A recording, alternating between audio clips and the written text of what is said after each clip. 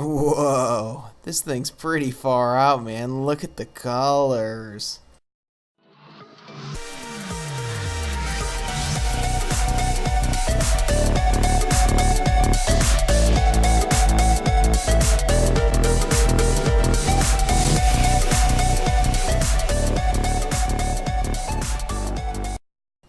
So what you're seeing in front of you is what I describe as the classic problem. This is my old Retrobright box. It works absolutely perfectly fine. There's nothing wrong with it at all, other than the fact it's completely ghetto. It goes to show one other point that I guess I'll make, which is that you can pretty much make one of these things out of anything, but you know, as you can clearly see in here, it's pretty small. I can only fit one Saturn in there, and the reality is I'd like to fit 2 or 3. I can fit 1 GameCube and maybe a little more, but again, I'd like to be able to fit more stuff in there. But anyway, let's see if we can't make some improvements using some of the tried and true stuff that's already gone into this, and see if we can't call it, you know, version 2.0. And version 2.0 is going to have some pretty significant upgrades. So let's see what we can go ahead and come up with. So here's version 2.0, and for size reference in there, I've got a Sega Saturn in there. So you can just see how big of a step up in size we're going to here with this new version. This beast should be able to fit at least 2 to 3 consoles, and should be a vast and marked improvement compared to where I was. So let's take a look at some of the supplies we're going to need to do this. Alright, so here's the supplies I'm going to use. Starting over here, I've got some tin foil. These 2 bottles that you're seeing right here are both just spray adhesive.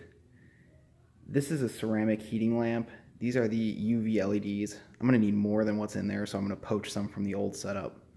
This is a temperature controller, and this is just a basic electrical, clamp lamp, if you will, that just plugs in. So with that being said, here are the basic supplies. None of them are overly expensive. I mean, honestly, you could probably do this as little as, 20 or 30 bucks. Probably about 30 bucks if you want to do it real cheap. Kind of like my old one was. That's probably a $30 setup.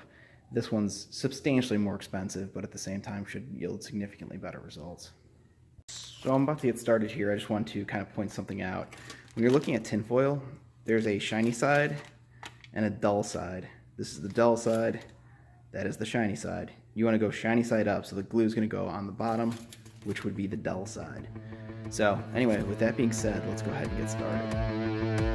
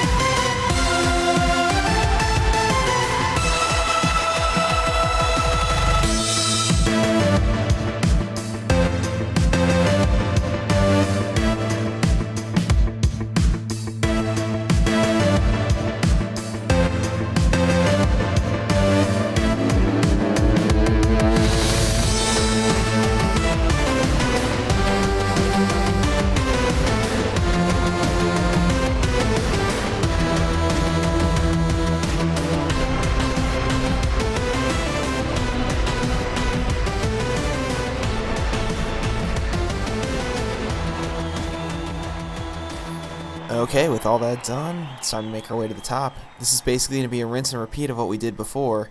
You're going to notice the hole that I've got in the middle of my top, and I'll show you exactly what that's for a little bit later. But yeah, in the meantime, let's go ahead and get started, and then we'll throw the LEDs on our top lid as well.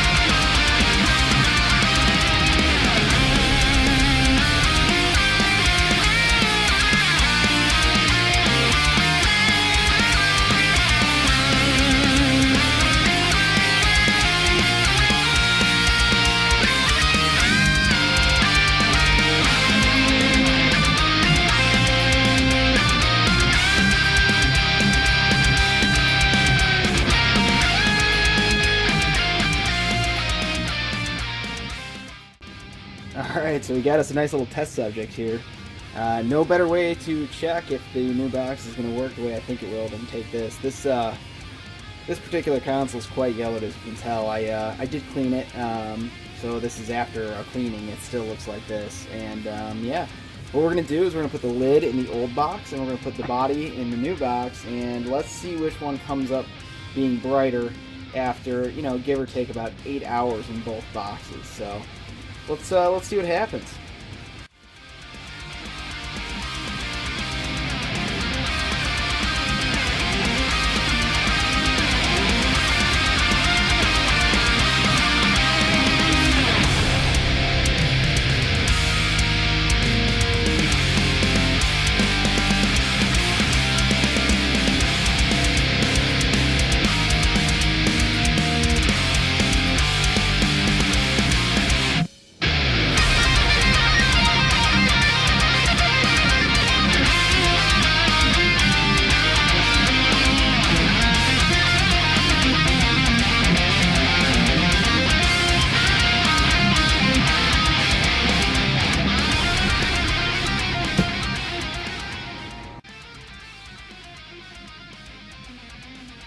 So it's occurred to me that I never really did a good job to explain what we're going to do with the clamp lamp, with the ceramic heating bulb, and with the temperature sensor that I had shown earlier, and the hole that I put at the top of the lid.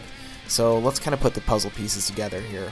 We're going to use the ceramic heater to go ahead and heat the inside of the box, and we will use the temperature controller to make sure that it doesn't get too hot.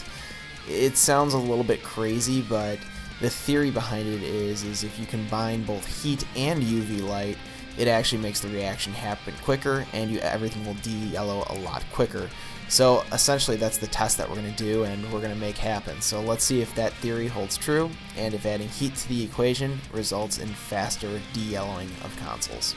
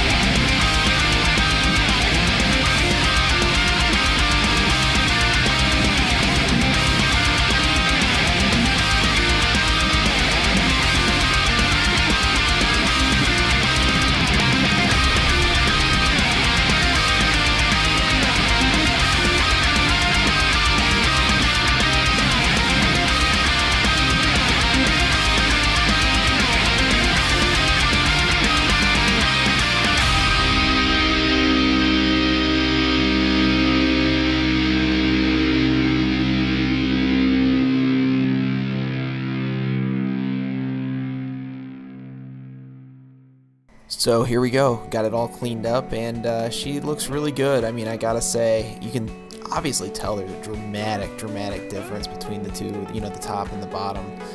The one thing I'm kind of pointing out here is that there is a little bit of streaking, and the streaking is ultimately caused by the fact that you know, I had it in the, you know, the Retrobright box for about 9 hours, which when you add heat to it, it's just way too much time.